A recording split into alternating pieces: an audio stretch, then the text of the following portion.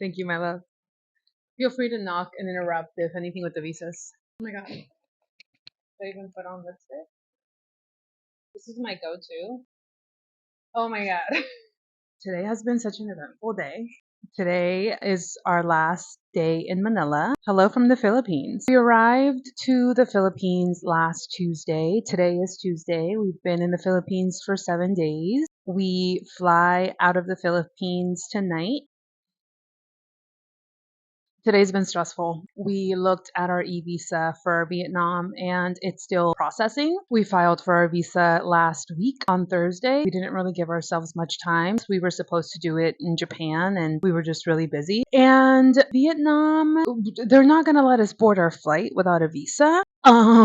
We did as much research as we could. We emailed the immigration office. We contacted them by phone. We've just been told to wait, but that feels really risky. I went on Reddit and I found some threads. Apparently, this is something that's very common. People book flights to Vietnam and find out they need a visa, find out that the visa is wrong, find out that the dates on the visa is wrong. I ended up finding this third party who's helping us expedite the visa. Hopefully, it's not a scam. Hopefully, we can make it to Vietnam. There's a possibility that we won't. A lot of lessons here as far as getting visas way ahead of time if possible. Also, I feel like traveler's insurance would have given us peace of mind, but we're just gonna push through. The service that we paid for is gonna expedite the e-visa process within the next 5 hours. We're hoping for the very best. We'll see what happens. In the meantime, I figured I might as well just record my video for the Philippines. So we're staying in Metro Manila. The original plan was to go to one of the neighboring islands. We were looking at Cebu. We were looking at Panoy. I could be wrong. Somewhere along the line, we decided that taking an additional flight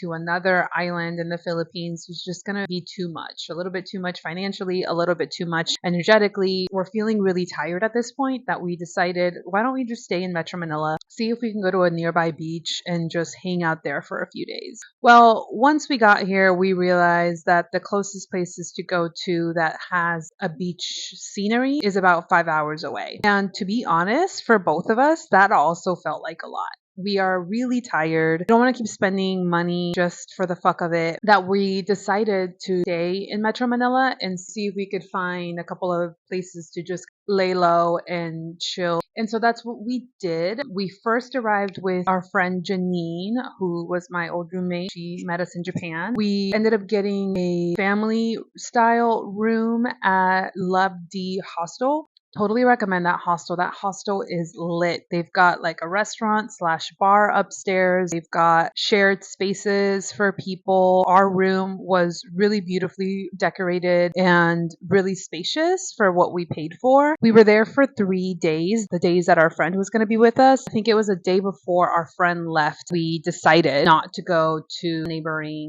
island or even Batangas, which is a place that's about 4 hours away from the center, which is where we're located. We decided we didn't want to do that. Ended up getting an apartment that's actually really super cozy. It's in Newport City. It's 7 minutes walking from the airport. So I think what I'm going to say about Manila is going to be based on the fact that we didn't go to the beach, which is wild. When we first envisioned the Philippines, we envisioned going to town where my friend's family is, which is Iloilo. That was the original plan, but the dates ended up not working out for any of us because I wanted to extend my time in Japan, and so we ended up not going to Iloilo, which is fine. So Manila is really hot. It's like mid 90s, but feels like 105 type of hot, and it's humid. There were some recommendations for Manila. Manila has a very big Chinatown. I think they hold a record for the biggest Chinatown, but I could be wrong. We ended up going there. One of the nights we walked around Poblacion City, which is where Labdi, the hostel was. It's like the red light district. We did go to a few malls while we were here, not because we wanted to go shopping, but we wanted to go where there was AC, bitch, and that's where we ended up. We also went to Bonifacio High Street, which was really recommended by some of the locals. It honestly felt like Bellevue. It was a really nice commercial area with lots of shops for people who like to go shopping. Ended up having dinner at a place that was really good called Banana Leaf.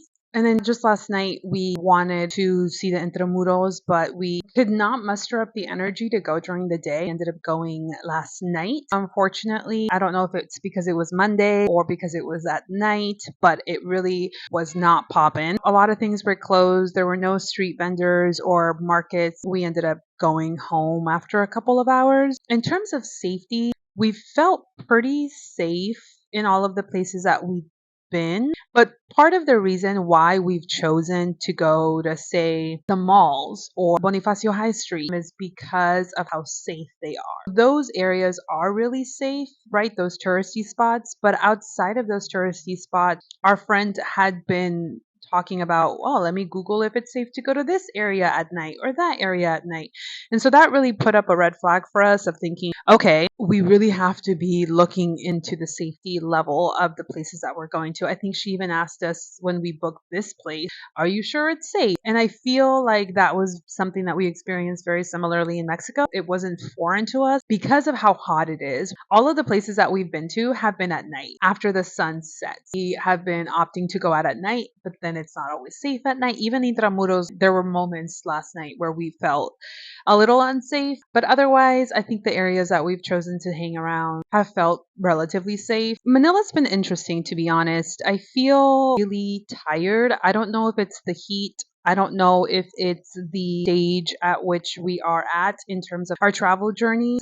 I'm really tired. I'm starting to feel really tired, not just energetically, but also cognitively. It took almost the entire week that we were here for us to muster up the energy to decide to go check out the Intramuros, which I think is the number one spot to check out here in Manila. There's so much history to it, and I could not muster up the energy to figure out how to get there, what to do while we're there, and learn about something new. Like it just felt like a lot. That's honestly pretty disappointing. I feel pretty sad about this feeling, but I also am trying to just listen to my body and do what feels right. And what's been feeling right has been just hanging out in this apartment. And so we've actually taken a lot of days to just chill or work on computer stuff. It's so hot here that if you don't get things done early in the morning, by 11, it is just way too hot to do anything. It's been hard for us to get out of the house, to be honest. What's been cool though is that everybody we've encountered speaks English, which is really convenient for us American foreigners. People are really nice here. People are way too nice almost. Everybody calls you ma'am or sir. Sometimes we'll walk into a room and they'll be like, hello, ma'am, sir. Like they don't even separate us. Something that was pretty impactful for me has been seeing the kids in the street. Apparently, there's a high number of kids that live on the streets here in Manila. Just in general, I think that's been really hard for me. Where in the different places that we've gone to, just how common child labor is and how there are a lot of homeless kids.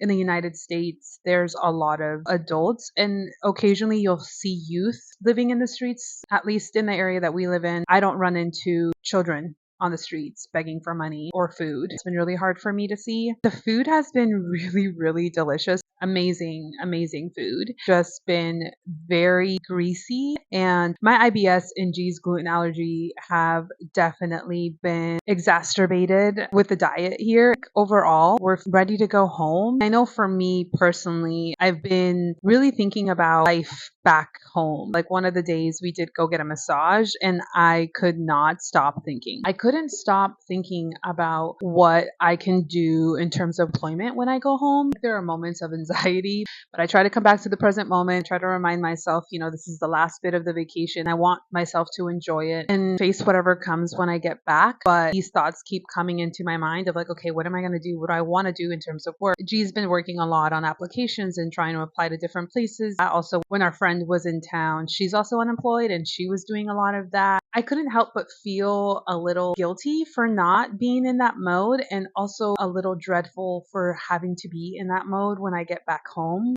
But again, just trying to bring myself back to the present moment and be like, okay, you're going to do all of that when you get home. It's okay. I also like to remind myself that life is full of possibilities. As cheesy as that sounds, I really am at a point in my life where I can begin a new career in any line of work that I want. And if I decide I want to go back to school for a particular line of work, like I am at that point. I am at like a crossroads of figuring out what life to choose from. That's pretty exciting. As I have been thinking a lot about what I want to do when I go home. Also, really trying to focus on what I actually enjoy doing, what's actually going to spark joy for me. I think that's a really privileged place to be where I get to think about what do I want to do for work, but what's going to make me happy. I recognize that it might not come right away. And in the meantime, I might have to get a quick and easy job somewhere. I'm feeling really excited and a little anxious to go home and to start that next phase of my life. I think if I've learned anything while I've been here in Manila, it goes back to I wish I would have done a little bit more research. The Philippines, I don't even know how many islands it has, but you can have a myriad of experiences in the Philippines.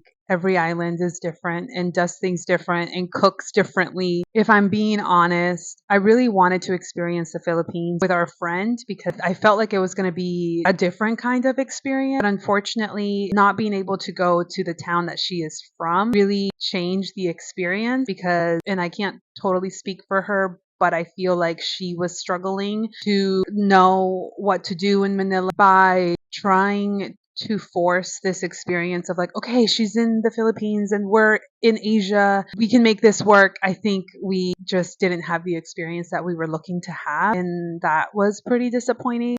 I think along that note, another big lesson that G and I definitely learned was just how important it is before booking a trip with another person, really talking through the different travel styles. I think that G and I have learned how to travel with each other, and there are definitely challenges because there are different ways in which we travel. Adding a third person to the mix at times was difficult just because we're all in different phases in our life. Between G and I, there are times where we have to do some give and take, but when you add a third person, things get a little complicated. I'm really happy and grateful that we got to experience Japan and Manila with our friend. I think it's really important to talk with whoever you're inviting on to these trips, what their traveling style is, and even look at yourself and think about, well, what is important to you? What do you want? Because even I am changing in my traveling style, right? Coming from traveling solo to then being in Japan with G, I talked about this in my last video. I had learned the importance of kind of standing up for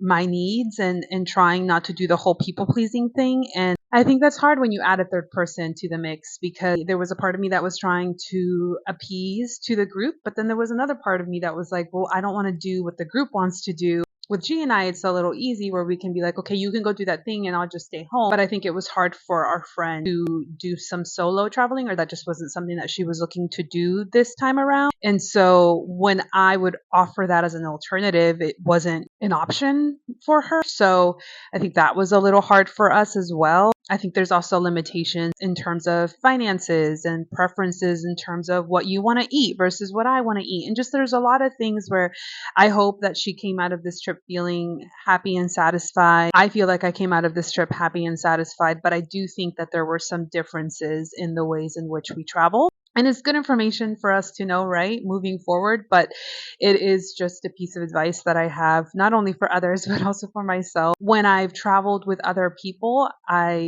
have kind of just been like, okay, I won't travel with that person. I won't travel with that person. But it isn't totally about a specific person as much as you should really think about, okay, what kind of traveler do you want to be around? Or what kind of travels do you want to have? Making sure you communicate your need with the other person, or even just think about like how long you're going to travel together, right? 3 days is different than 6 days, right? And at what point in your travels do you want to invite another person? G and I have definitely come to understand what kind of information we need to elicit from people that we're thinking about traveling with. And thinking about would I come back to the Philippines, and I don't think I'd come back to Manila. I am open to coming back to a neighboring island, but I realized that it's hot. I know Vietnam is going to be hot as well. Trust that I am nervous about that, but I am accepting that this might not be the kind of climate that I want to travel in. I'm just not a hot climate girly. That's just the reality. My cousin said that. She's like, I know that you don't like to travel in hot weather. And I'm like, shit, I didn't know that. But I do now. I don't see us coming back in the near future. And again, I think it would have to be to like a neighboring island, not Manila. I think I am in a different place in my travel journey than I was at the beginning, where I was just really excited to learn and to travel and to do all of the things. We've been traveling for 5 months now that I'm tired. We're tired. And learning about a new culture, learning new currency, figuring out where we're going to stay. There's just a lot that takes a lot of energy, a lot of effort, a lot of time. I don't know how travel influencers do it. For us, I think it's time. And it's exciting. It's exciting to think about going home. We're hopeful that we can make it to Vietnam. We've got some plan Bs if things don't work out. Worst case, they won't let us into their country. And then potentially we go back to Japan for a week before we go home. I don't know. I think that's it. I'm about to go pack. I will see you at the next location. Thanks for watching. Bye.